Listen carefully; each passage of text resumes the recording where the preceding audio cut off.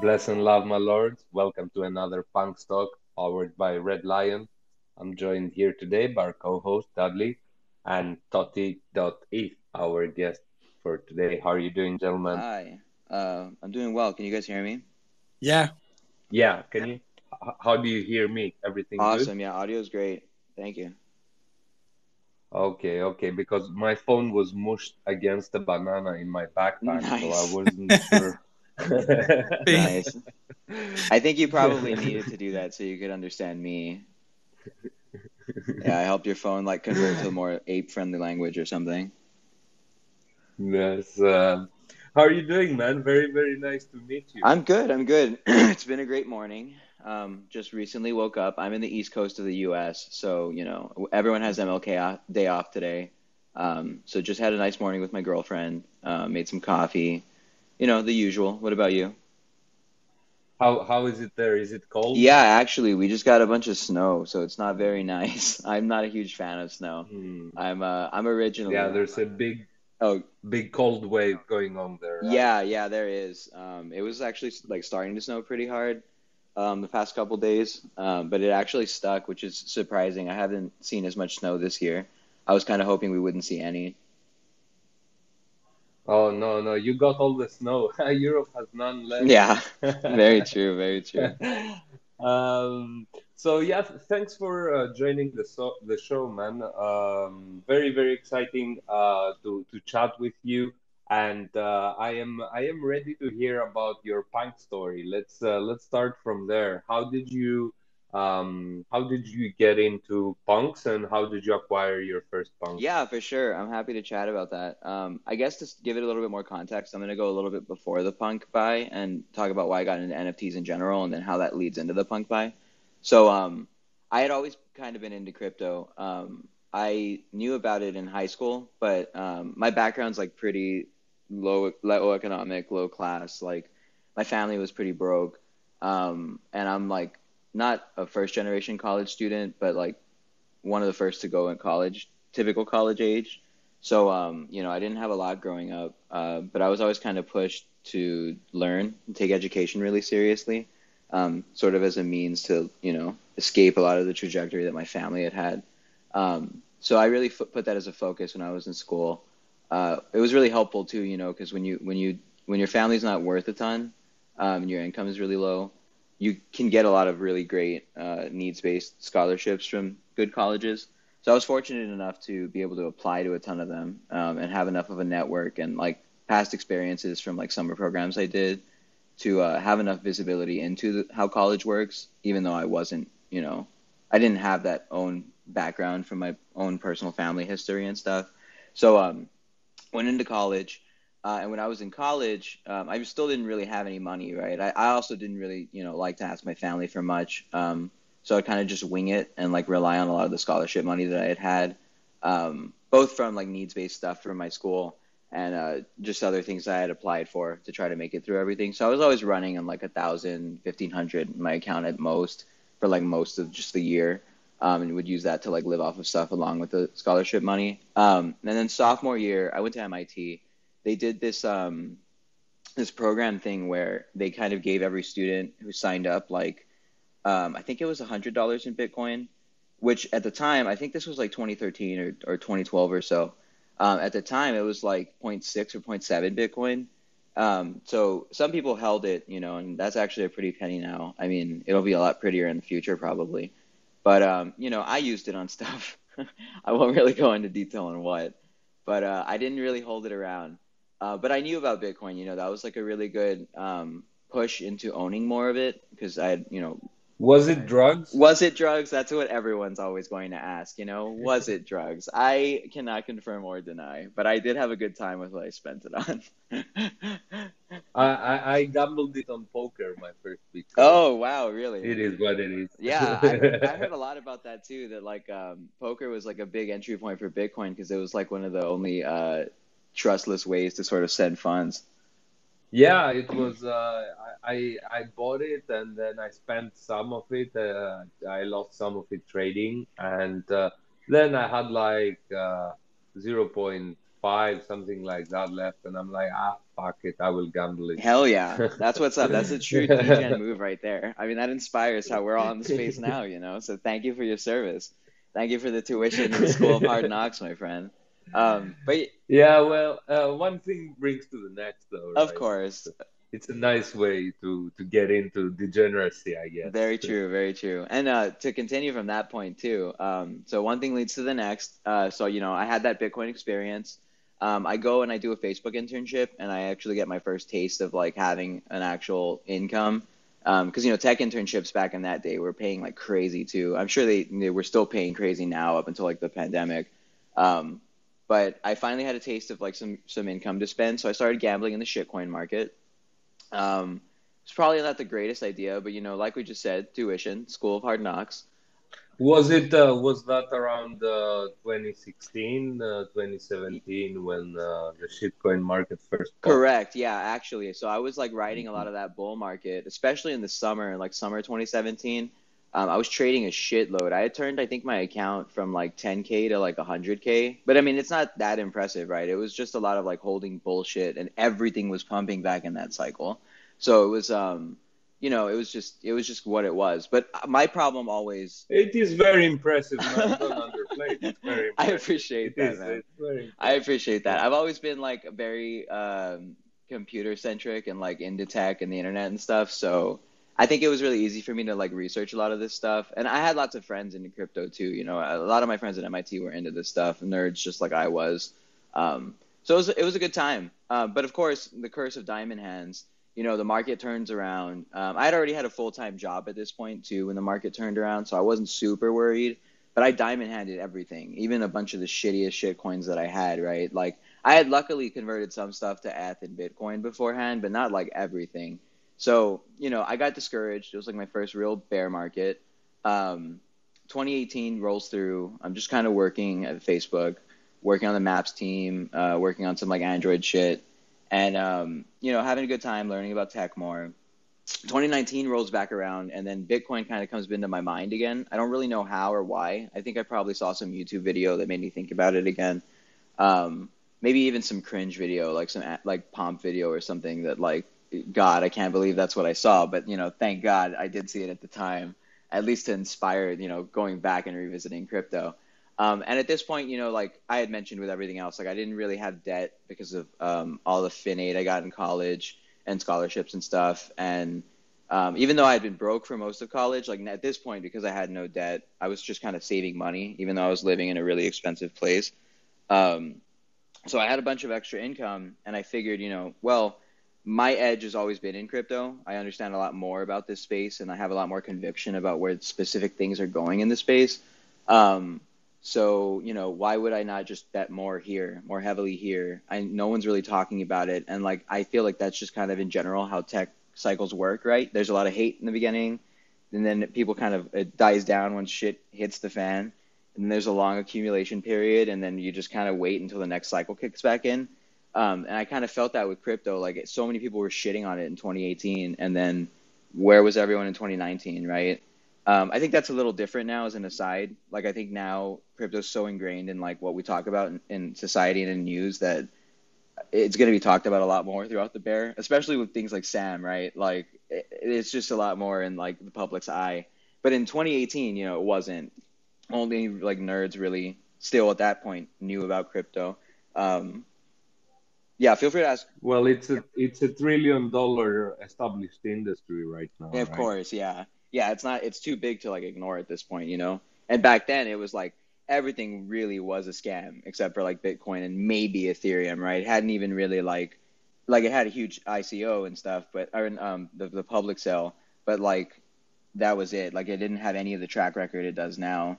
It's definitely a different time. Well, 15-year-old kids never existed in a world without crypto, unlike us. Very true. So we will see what the next wave is going to bring. But how did you get into your fund? Right, right. Sorry, this has been a bit of a long stretch. So anyway, I'm investing through this 2019 bull market, just DCAing Bitcoin and Ethereum, nonstop. Every week, I'm like flooding in like 1,000 or 2,000, whatever I can afford. Um, because I don't also like I had maxed out my 401k at that point. I was like really deep into like that maximization. So anyway, Dude, seriously, on the bear market, you had so much conviction. You were maxing out credit cards and well, I buying. wasn't maxing out credit cards, but I was maxing out like my paycheck pretty much. Like I wasn't really saving extra money. It was just going straight into Ethereum and Bitcoin. Because I figured like, this is just a no-brainer. Like Ethereum was also like at 3 digits, like for so long. Like it That's so cool, man. That's it so was cool. really sick. You're my new hero, man. Appreciate it, man. The only time I really capitulated in that like accumulation cycle was when we had that crazy COVID dip and we hit 50% like drop in like a day or two.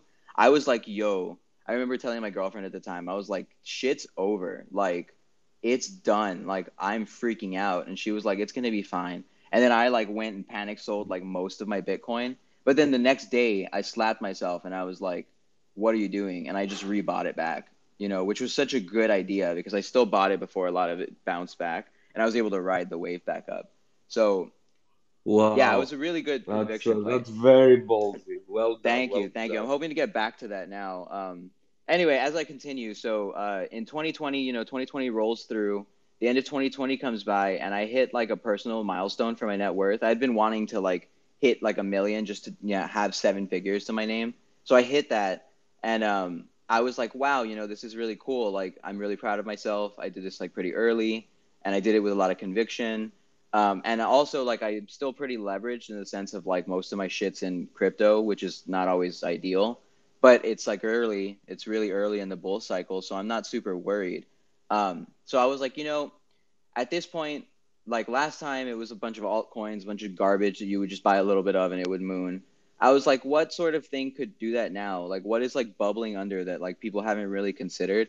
And I had been hearing about crypto art, well, not NFTs, but everyone was calling it crypto art, or at least like, again, probably cringy pomp videos. I had heard about it in like November 2020, but I was like, this is really stupid. And I was like telling my coworkers and stuff, I was like, who the fuck would buy this? Like, why would you ever buy a picture? Like, it doesn't even. This is really stupid, but I cannot fucking stop thinking about it, and I Exactly. want it. Exactly. Because And it pisses me off. It's so it's so stupid. true because it's like for me too, right? Like I noticed this in my personal life when it comes to like music. I love music. I listen to like all sorts of different kinds of music. I've noticed that like for things that I genuinely dislike when my first inclination is that I don't like it, if I give it time, most of the time it like ends up being something I actually really enjoy. And I don't know if it's like a human psychology thing. I don't know if it's just like a me thing, but like It happens to me with people, man. Like a lot of people that I hate at the beginning, I end up being good friends with, even though they are very different. And it's um, super interesting. yeah, yeah, but it really happens to me with people. I know what you mean. Not with music. If I hate something on the first listening, I will hate it Oh, forever, that's bro. interesting. That's really interesting. I can see it with people for sure, but yeah, for me, it's a big part of it is music. Not everything. Like, I mean, there's some stuff I just don't like, but for things that I genuinely, they're in the same genre, same avenue, same street as like what I usually like. I have to let it sit sometimes. But yeah, that was NFTs for me in like 2020. So 2021 rolls around. I have this like net worth goal that I hit, and I was like, I need to be able to multiply my gains somehow on something very speculative. So I was like, why not just like look into this NFT thing? Let's just see. So I started buying NFTs on Nifty Gateway in like February. You can look up my account if you want. There's kind of a bunch of not great NFTs in there now. I put a lot of stuff in my vault, which Oh man, I remember those days. Nifty Gateway was really it was fresh, popping and they were bringing a lot of hype with them, and they were bringing a lot of users, and the drops were like you just bought it and you could insta flip it for 5, 10x. It facts. was insanity. Yeah, Yeah. like after seconds, just like that. And also that was like adrenaline for me. That was that hooked me and also made me very confident contacting my normie friends and saying, Mm-hmm. "Hey, listen, this is a platform you can use Yeah. also, and look how easy it is, and you can instantly make money from this." Facts. No, straight up. It was like everything was popping. Like it didn't even matter who was dropping what. Like most stuff would just print. Didn't matter, man. Yeah, Didn't it was matter. such a The art different didn't time. matter. it was a numbers Yeah, game. and it's honestly like, you think about like why it was such a different time, and it's not only like there's so many more eyes on NFTs and like people are a lot more confident actually buying stuff on chain or like using MetaMask, but now there's so much more tooling for artists to actually launch their own stuff like Manifold and like all these other apps that are built on Manifold. You can now host one-of-ones with your gallery. You can, mint stuff on your own and sell it wherever you want. Um, ARC 1155 exists, so it's way cheaper. London Fork was passed and implemented, so like gas is a lot cheaper now. Like there's so much shit, right? That like it's just made the space so much better that like unfortunately, it kind of is in against the favor of Nifty Gateway. But like, that's what happens when you're in a space like this. Like it's just going to keep evolving faster and faster, and you got to keep up in your own way. I don't know. Anyway, that's a bit of a tangent. So I was buying stuff in Nifty Gateway in 2021, and I'd been involved with some of their collectors chats that they had in the Discord. I think around like March or April, I joined this like one that was like a little bit more secretive, and I just met a lot of cool people there to learn more about NFTs. And at this point too, like I was starting to mint stuff on mainnet on like MetaMask, and I was just minting bullshit. Like you can even go through the provenance if you want. You can see like the garbage I was minting. I minted like Apimon. I don't know if you guys remember that one. It was like an egg Ponzi scheme that was sort of like Pokemon. They never really delivered. I bought like bullshit, like crypto guns. What even is that? Like crypto candies. Like, bro, like relax, Toddy. You know what I mean? But anyway, I did hit really lucky when one day before going to bed, I saw someone drop like the mint link for Bored Apes and was like, oh, this is kind of starting to bubble. Like, I don't really know what this is, but they look kind of cool. And I minted a couple. I think my earliest mint was like 1097 ID or something like that around there. And yeah, I just kind of kept minting them throughout the mint window. I never really minted too many in one transaction from what I remember, but I minted a bunch in batches all the way up to like 9120, which was a gas war, right? Like, Man, people will forever grill me for being a stubborn asshole about apes and the mint. I was like, fuck it, it's going to zero. Fuck the only reason I like, it. so like at that time, right, like we were just minting everything and flipping it. So for me, I was like, well, I don't really know how these are going to do. So I sold like half of them under an ETH pretty much. And the only reason I stopped was because when they dropped doggos, I was like, these guys clearly have a different mentality from every other derivative that's been dropped so far. So I don't want to bet against that. Like, I feel like they're actually viewing it differently and they're making changes to do things differently.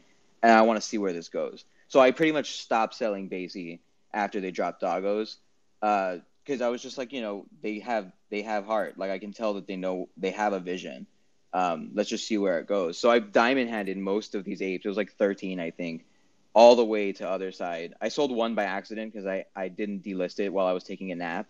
That's always going to be a legendary one. But anyway, to the punk. So I minted apes, and then I think a month or two later, I always loved punks, right? Punks are the shit. Like punks are iconic. They're a huge piece of culture and history. Everyone, sees a punk and they're like, wow, this guy's an OG. Like punks are the shit. Like I don't know. Like they.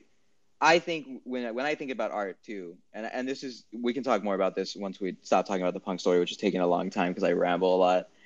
But for my own art, I also like to consider things as a package, right? Like I think the blockchain is more like a public square that has a bunch of splits that show at a specific moment what was happening in that public square.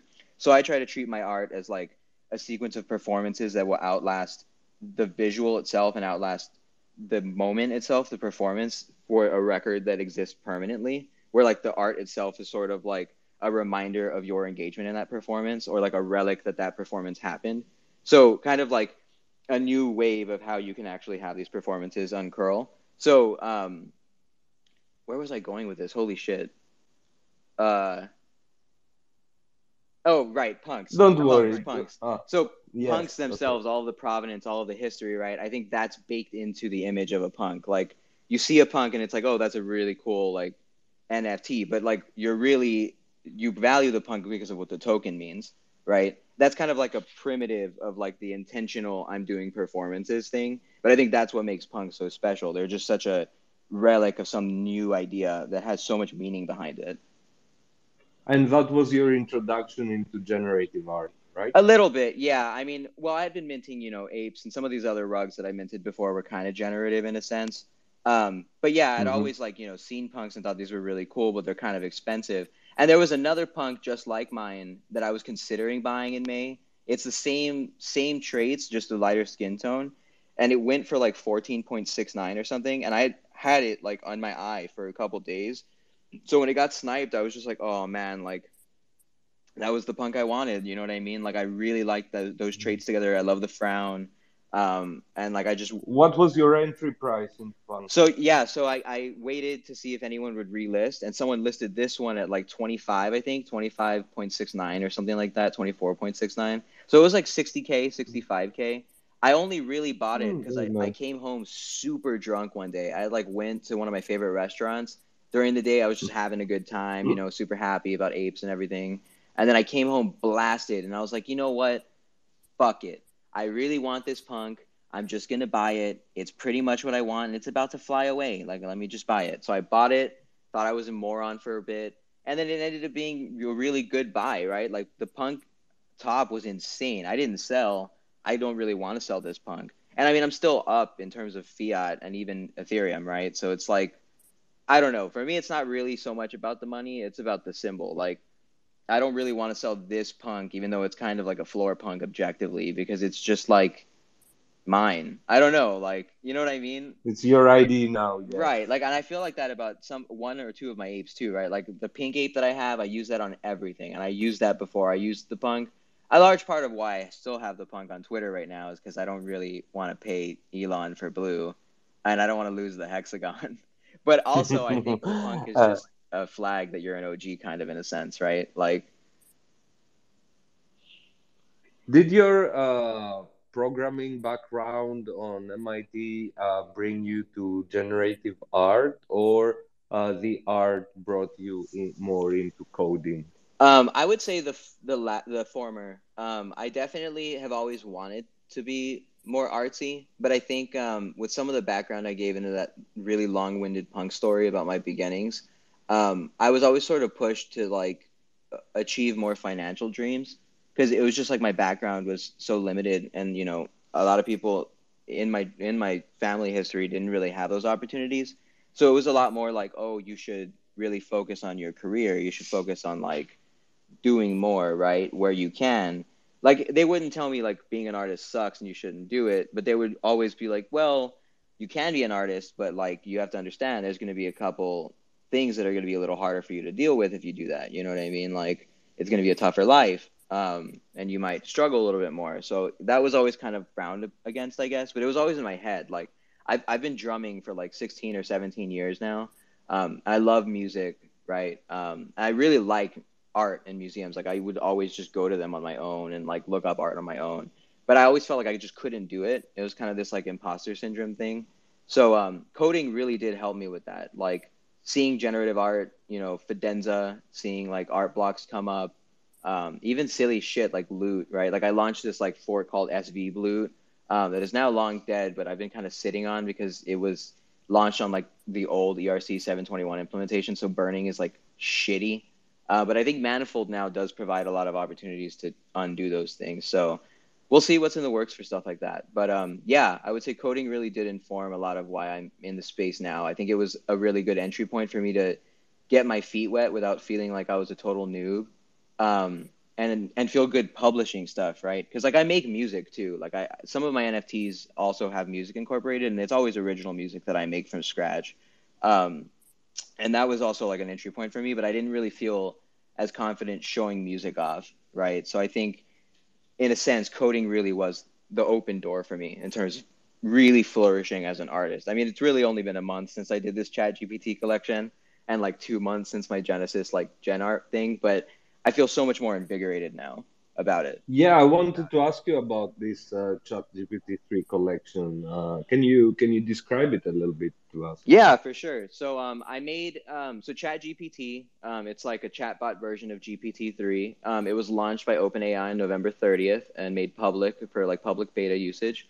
And I had been using DALL-E already, so I had like an in already. Are you reading this from somewhere? Very good point. Yeah. No, the whole thing, everything's been typed out. I just had them like, I ramble so much that I just fed a model everything I've said, and then it speaks just like me. Yeah. You are a language model. I'm not even just a language model, buddy. I'm a chatbot model talking to you right now. This is not my real voice. But yeah, no. So ChatGPT came out like November 30th, and on I think it was the 7th. If you check out the Genesis NFT, it's called Genesis. It's not the Genesis NFT. It was the first work I made with ChatGPT. I think it came out December 7th. So I really started working on this stuff like a week after ChatGPT was even launched to the public. That collection is basically the culmination of a bunch of small conversations. Well, there were longer conversations, but individual conversations I had with the chatbot where I would start it off and ask it to generate a generative art script in P5.js, which is like a library in JavaScript for making generative art. I would ask it for scripts using very simplistic terms because I have found that like ChatGPT as a language model, it's not very good at parsing really complicated stuff. So it's really hard sometimes to make really big and complex and detailed generative art with it. You have to start small and then kind of piece things together with chunks. So I would start and be like, hey, ChatGPT, like as an example, I don't know if I really use this prompt. Write me a P5.js script that shows like a glitch pattern in the Simpsons palette going over the screen in an animated way based on what pixels are colored next to the ones that are uncolored. Something like that, right? And then it gives you something, you run it on your own, you see what it comes out like, and then you keep tweaking things. And for this collection especially, I wanted it to sort of be emblematic of a couple things. I wanted it to show where we are in society and like in humanity in terms of AI process and like technological advancement, right? We're now at the point where I can have a conversation with a bot that isn't even really meant to code to make it produce code that can produce art. And I'm sort of like the curator in that because it's not like a one-to-one pipeline. I can't just tell it generate this and it shits out like a fully running art piece, right? Like I have to kind of manipulate it a little bit, fix errors here and there, really curate pieces of it. I think that goes to show that like the next stage of where human and AI interaction is going is that sort of collaboration between the two. I think it's also emblematic of where the tech is right now because the tech is going to just keep evolving at even rapid and faster paces, right? So this is such a good, as I mentioned with like the visuals are like a flag of what the performance was. I think this is like a flag of where we were technologically, and it's always just going to be interesting to look back on because we're going to keep advancing and evolving. I love how you used the AI to help you code it. We took a different approach with the Punks book. Mm-hmm. Actually, when ChatGPT 3 launched, it was like actually possible to do the Punks book that we did, that we are doing with the AI punk generated bios, and then they launched ChatGPT 3, Oh, wow. and the stories became 10 times better. But we used it to create stories, not code. So I found how you did it very interesting as well. And quite early, I would say you started playing with it before it became much better. Yeah. And I don't know, did you see on Twitter there was an article that's showing the data trained GPT-3 like a little dot, and right next to it a massive ball, the data set that the GPT-4 is trained on. Yeah. That'll be And interesting. this one is coming this year, Yeah, I'm and excited it to is see it. connected to the internet too. Yeah. That's crazy. No, yeah, it'll be really exciting to see. I think like that graph is a bit of a red herring in a sense. Like I don't think that the input amounts necessarily scale to how good the model's going to be. But nevertheless, I think the model's going to be an improvement. And like clearly having that many inputs, if they actually use them for something valuable, it'll matter a lot. It will definitely help improve things, but it's just not a one-to-one relationship per se. You know what I mean? What exactly did you study at MIT? Computer science. I got 2 degrees. I stuck around for my master's because it was basically free, and I was just having too much fun in college. It really wasn't even about learning more. I I really just didn't have that many more requirements, and I was having too much fun partying and drinking. Like, let's be real. I mean, I'm sure a year of like FANG salary would have been a better investment, but I had a lot of fun, so I don't really regret it. Yeah, of course. It's the best time ever, man. Facts, You did facts. you did well that you recognized it and made it last a little bit longer. Yeah, I appreciate that. Um, And also, just another add to the ChatGPT conversation. So, mhm. also that artwork was released as a sequence of burns, and the burns were for this token called Pepe Metal, which was a submission I had done for 6529's The Memes that didn't get selected for season one. That was all a free claim. So I feel like for me, the entire performance tying it together is like also this sort of statement of like personal evolution in a sense, right? Like pushing past yourself and like owning up to when something doesn't work out and like still allowing it to flourish and release there.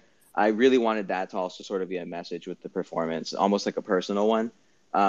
So yeah, I think like whenever I do release art, whenever I have these things that I call performances, even if sometimes they're not explicitly a performance, I really want them to have a deeper meaning and like speak together cohesively. And if they can, also cohesively have a deeper meaning with my entire collection as a whole. Because I really do think that right now art is has a huge spotlight on it. NFTs have a huge spotlight on them.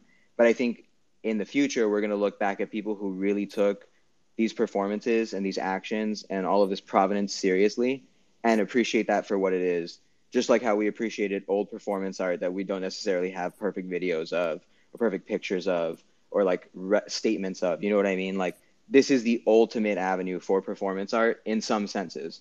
Like I can't really do some of the physical performance art that other performance artists do, but I can do a lot of different things that fit into the space that will be exciting.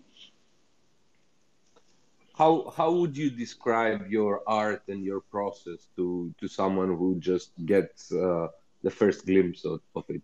Yeah, I would say that a lot of my art comes I would say that my art is more about the context and the message than it is about the visuals a lot of the time.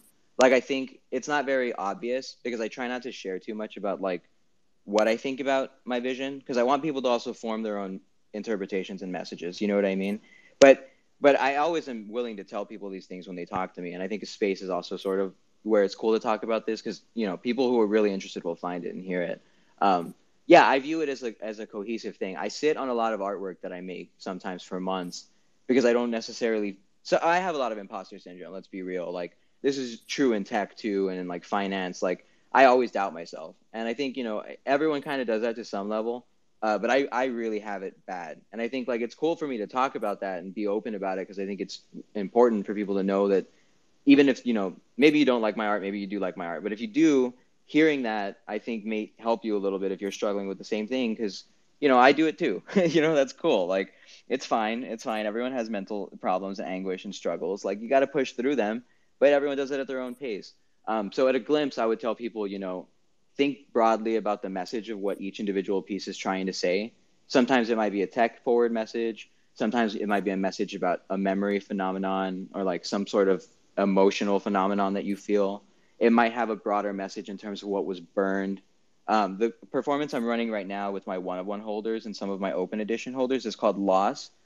So what I did was I had people mint from the new contract. It was a totty AI contract for like very explicitly AI works that are mostly unedited. And I had this one beautiful piece called Gaps, which shows like a stadium cyanotype of sorts with a really big chunk in the middle missing in like a square. Um, I had people buy that over a 17-hour period. I gave it to all my one of one holders for free because one of one holders are always king in my ecosystem. If you have a one of one, you're always going to be treated like royalty. So I gave them a piece of Gaps for free, and then I let people, anyone, buy a Gaps for I think zero point zero 0.02 ETH. So when that finished, it ended like on exactly when the OS royalty cutoff was, because it also to me was like a little bit of a statement about like the changing tides of like the royalty ecosystem in our space right now, with how OpenSea is trying to change that with some of its restrictive changes to royalties.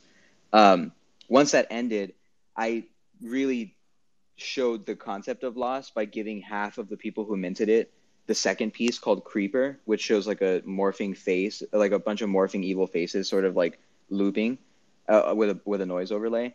So the people who didn't win felt a loss. Only like the winners really didn't feel a loss, I guess, in a sense. And then the one of one holders, their loss comes in if they want Creeper, they have to burn their free copy of Gaps to get Creeper. So it's not only like a real loss, like you're burning your actual thing or you lost the actual contest.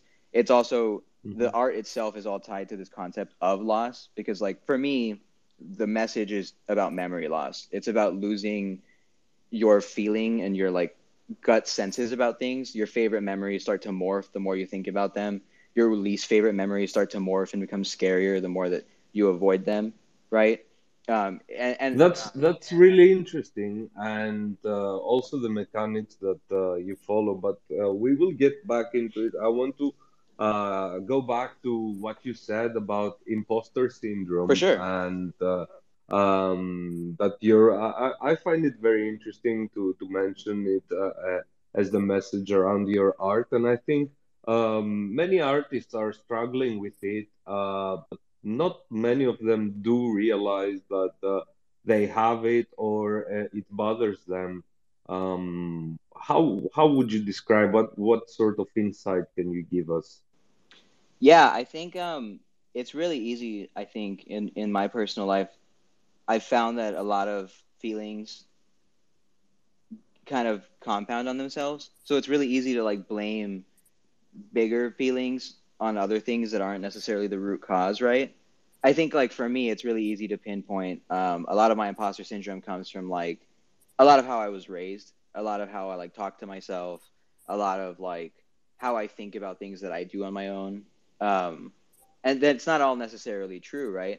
I think a lot of this introspection everyone kind of has to do on their own and for themselves. For me, a lot of it came through meditation, therapy, um, talking with friends a lot about this stuff, having a good support system to be able to talk to it with people, and also just engaging with art. Honestly, like I think I always felt imposter syndrome, even in like coding and in school. Like I didn't feel like, oh, I'm like the smartest guy here at all, or like I'm not even really close to it.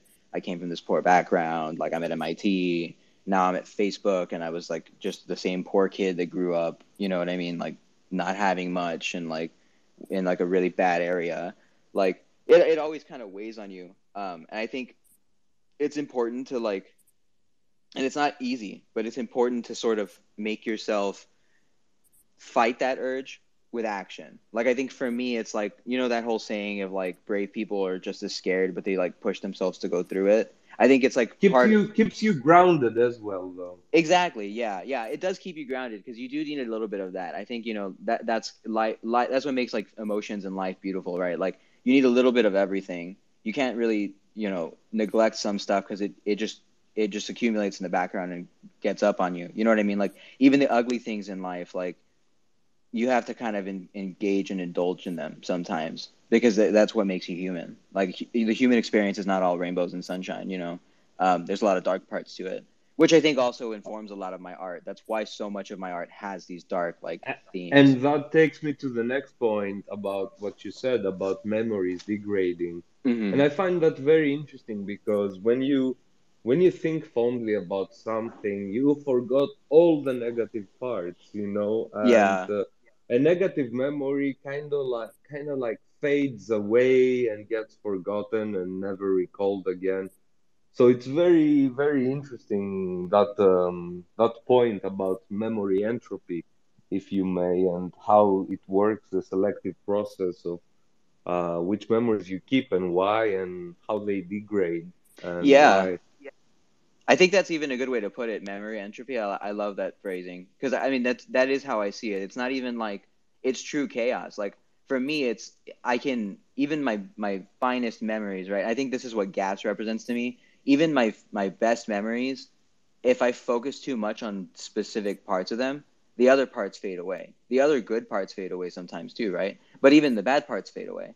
And I think that's why like gaps was so important for me to mint because it to me it's emblematic of having a really good memory that has parts missing already because you've indulged in it too much. Whereas creeper is the opposite, like what you were talking about, where when you have a bad memory, you don't really revisit it that much. But like I said about imposter syndrome, like it's the sort of thing that creeps up and accumulates and grows on you the more you ignore it. And I think that's what creeper represents. It's like the more you ignore these bad memories, these ugly visions, the more they morph and change into something worse and the more that they just keep looping, right? So it's like it's this whole theme. It's everything we talked about kind of ties together to it. And I think that's what's beautiful about art too, right? Like we just informed some more of the meaning with this conversation that we had.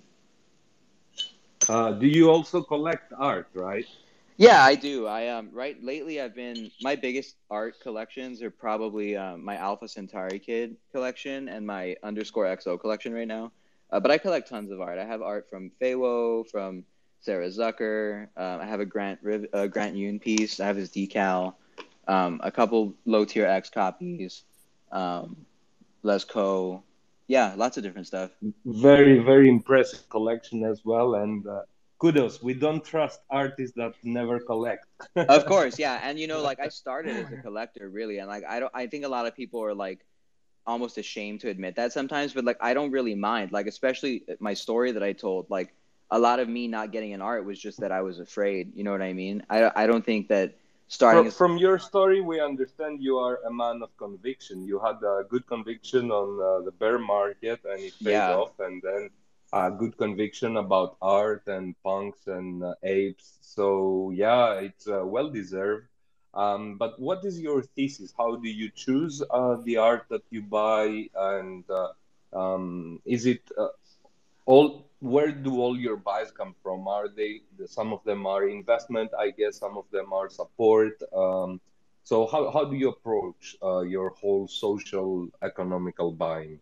Yeah, it depends. I think there is a mix. Sometimes you do buy something because you just think it's going to go up. I mean, that is just the truth of the space, right? And there's nothing wrong with that. Like, I think a lot of artists like don't like when people sell their work or list it too low or like it's selling too often. Or I think imposter syndrome even breeds from that, where it's like, do people even like my art or do they just like that it's making them money, right? And I don't think any of that. I try not to let any of that matter to me as an artist because I was a collector first. Like I get it, you know what I mean? Like I do the same thing. I buy shit and then intend to flip it eventually. But I don't do that with everything. I think especially lately since the bear, I lost a ton of money in unrealized value. Not taking more profits at the top. And that hurts, like when this happened to me in 2018, like I described earlier, I also didn't get back on the market for another year, right? So You said never again, and then you did right. it again. Exactly. Yeah, exactly. You got to like let the bad feelings vibe and then, brush it off and come back in. So yeah, I buy a lot of stuff for investment, but I really mostly buy stuff that I genuinely like. Sometimes I'll buy things that like aren't hype whatsoever just because I want to see it on my display in my living room. You know what I mean? Like from the artists I don't even know. Like if you have a piece that's like $1 and I'm like, wow, this is cool. Why not? It's literally like no different than buying a nice canvas that you found. I could just put it on my token frame. Like, so that I enjoy doing that. But yeah, I really lately it is really just stuff that I like, especially right now. I think when there's like so many free claims and stuff, like why not? Like, and like as a programmer, I'm always like reading the transaction data in like MetaMask anyway. So like I know how to be pretty safe. Use the hot wallet and cold wallet split and stuff like that. So I just go ham sometimes. But there is also a lot of investment in it. I think with like the burn mechanics and things like that, knowing what's coming. Sometimes it just makes sense to buy specific pieces. I mean, they only get rarer, right? And I think and what's really important is when you buy an artist piece, you're buying a piece of the artist in the sense that your work that you own is forever tied to that artist and how they act, right? Like if they do something stupid, then you're going to suffer because of it. So you really like, if you're buying something for an investment to flip it, then like you really want to make sure you're buying from someone that you kind of trust in a sense, which is like reintroducing trust into the trustless ecosystem that we have. But I mean, if you like an art piece, like it doesn't matter, right? Like if I like something and I don't plan on ever selling it, like does it even matter what the value is? Mm. It doesn't matter, but it also does kind of. But I want to ask you, this is sort of a reoccurring question, but Mm-hmm. I like to pick everybody's brain about this because I find it very interesting. In Web3, we see the communities are so emotionally attached to the project slash brands um, that we don't see on Web2. Companies they are not the communities are not so invested and so passionate and so supportive of it. Why do you think is that? Why do you think there is more of an emotional attachment to Web3 projects than Web2 companies? I think a lot of it is probably like ownership, really, when it comes down to it. Like in Web 2, you just own stocks, maybe, right? Like you just have voting shares and like what the board says, and like I mean, you have like the actual returns behind the stock flow and stuff like that. I mean, it's a real product. It's like a money product. Like it's money first, your money in, money out, right? Like it's there's no emotional attachment. Like I don't give a shit if I have a share of like some random company that makes bottles or something, right? Like whatever. And Web 3, like I think crypto naturally it is very network state influenced or network effect influenced because it's all online, right? Like the internet lives and dies by its network effects. I mean, that's how every social media site lives or dies legitimately. It's the same with crypto. Like Bitcoin is so big not only because it was first, but because it actually picked up a lot of people using it, and those people kept evangelizing it to everyone else, and so on and so forth. I mean, some people blame this as like being a Ponzi or a cult, right? But I mean, that's just how everything has ever worked in terms of like culture movement. Like the Beatles were a fucking cult, right? Like religion is like a Ponzi and a cult in a sense. Like everything is, the government is, right? Like I mean, the dollar is like whatever. That's just how shit works. But I think that's why people are more emotionally tied in Web3, and especially to NFTs, because it's not just a coin. It's not just like, oh, cool, I'm a Linky, like Stinky Link, or like, you know what I mean? Like now it's like, yo, I actually like this piece, or like I have this ape, and like I only got it for $250, and I can now go to like these exclusive parties with free drinks. Like it's now covered itself, and like if I have multiple of them, I can invite my friends sometimes, right? And things like that. Like I don't know. There's just so much more that goes into it than this is a raw financial transaction that I think it just leads people to. And then people also use it for the IP. People tie it to their own personal identity. Like there's so much more to get tied to in NFTs that just enables more diamond hands. Hmm. And what sort of what have been your biggest influences as an artist and as an NFT person or collector in general? Who are the people and artists that inspired you the most? Yeah, I would say for artists, I've thought about this a little bit more than collectors. I really definitely, Tyler Hobbs and Snowfro. I think pretty much most of those early art blocks collections are really inspirational to me for even having, especially Snowfro for having the idea to launch this as like a platform. I personally need to do more research into the history of generative art on the blockchain, but I think those people are the pioneers for like this current space that I'm exploring when it comes to ChatGPT. I really admire Claire Silver. I think she's a really great pioneer for AI art in general, making sure that it's a movement that people respect and don't just see as like easy people pushing buttons with simple prompts, right? And she gives me a lot of inspiration also to go beyond just sort of prompting and making beautiful images. Not that that's like hard, easy, because it's not. It's really hard actually. But I really want to explore, even further use cases for AI. So that's a huge inspiration for me. As well, I think Beeple's work ethic is really impressive. Having everydays, any of you artists who are doing everydays, and I see like it's insane. Like Bailey Tattoo, even one of my ape friends, doing Blender renders every day. Like that was insane. Like that takes so much commitment and conviction. When it takes me forever sometimes to even come up with one piece, right? Like I have my imposter syndrome leads itself to artist block, I guess, a lot of the time.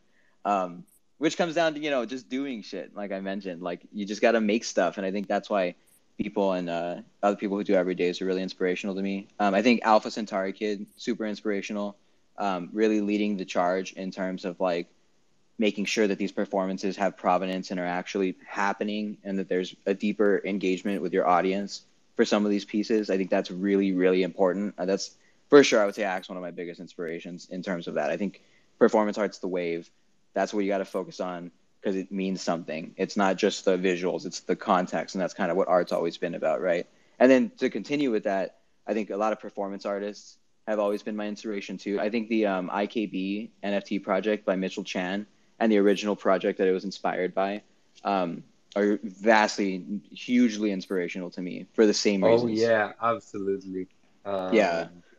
I love it. And we also covered it when it was still up for minting. We minted one on our Sheesh. server live. I still hold it in my wallet. I'm not sure who followed me, but we did a live interview back then. We also did another one, fresh one, now. So go listen to it on Spotify or YouTube.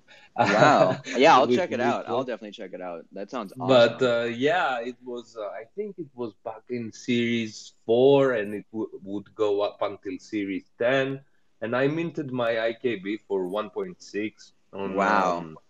So we did a live interview by chat on Discord, and he was explaining me on the open channel how to mint and what is this and what is that. There was a little bit of a friction. You needed to know what you were clicking and what you were entering. Right. Since then, he put wrappers for everything, but it was really fun, and yeah, I still have it. And a book is arriving now by Mitch. He sent a book to all IKB owners, and Wow. I cannot wait. Yes, That's I'm amazing. super Yo, no, excited. that project is crazy. I think that project is like one of the most important crypto art projects in the entire space. Like I don't know if I just don't see people talk about it that often, but I think Yeah, for sure. the holders know it's special. You know what I mean? Like It, definitely. it's it's a real crypto art project, and it's very conceptual. It's Hmm. very ahead of its time, but rooted in the past, or like a perfect application of something that was conceived a long time ago. So I don't know. It's something really beautiful, and I'm also a big fan. I put it. I consider it one of my best NFTs. I put it in my vault. Oh, for sure. Yeah. I love even just the yeah, I mean it does everything so perfectly. Like I love the symbolism of the receipt. Like it's kind of like a subtle fuck you to like everyone who just calls NFTs receipts while like embracing that. I love like you said, like it's the perfect realization of the original piece of performance art.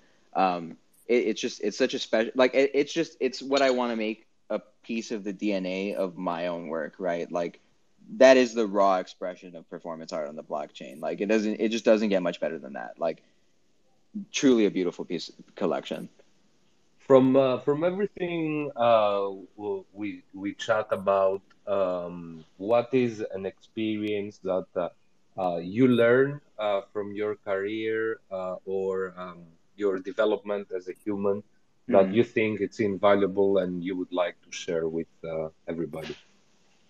That's a good question. I would say that it's like a couple things. I would say like there's always people watching, right? Like you always have eyes on you, more eyes than you think. And I think even like the Twitter views count, even if it might be a lie, kind of shows that. There's like always people lurking and watching you. You never know who that is, right?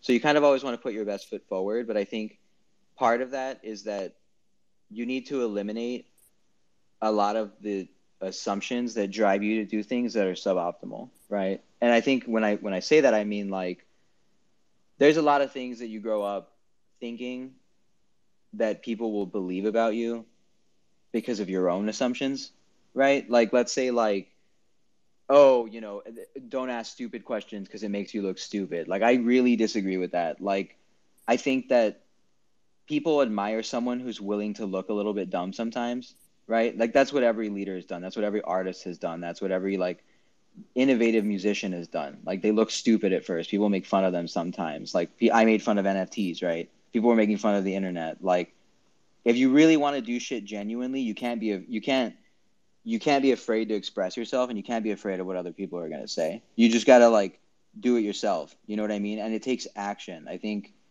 that's what I've struggled with a lot too. I just don't put in the action sometimes, but it really matters. It's like you have to distance yourself from that fear of looking dumb, of making something shitty, of making something people won't like. Like it's fine. You just move on from that and continue going. Like no, it doesn't last forever, right? I mean, well, as long as it's not something insanely bad. But I mean, that's a different story.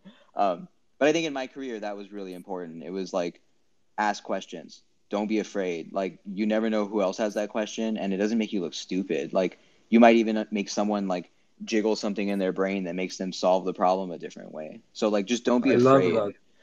I love that. Who cares what other things? That's why I would always, whatever shit comes in my mind, I shoot DM to people, and Hmm. sometimes they are super cringe.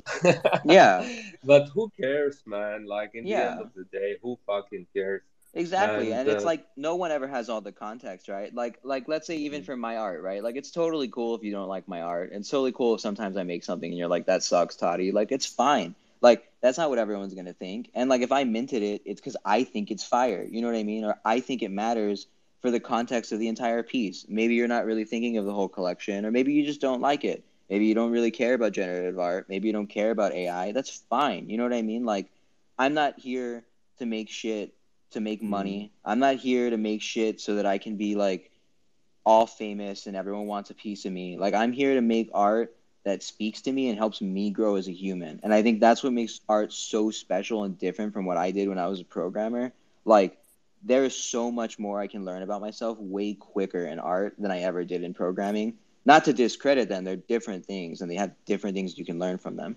But it just feels like a breakthrough for me. You know what I mean? Like this is what I want to do. This is what I want to focus on. And like if success comes from it, that's awesome. You know what I mean? I would love to be in like a museum someday and I would love to have a ton of big collectors who want to talk to me and like form community with me, have more funds to do bigger art projects.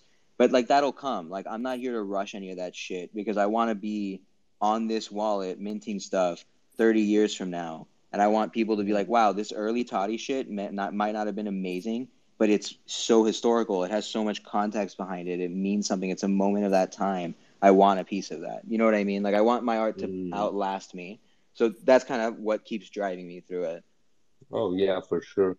That's why we are doing the gazettes. We believe Hmm. the same as you. Hell yeah, Um, bro. Hell yeah. what is coming this year for Toti?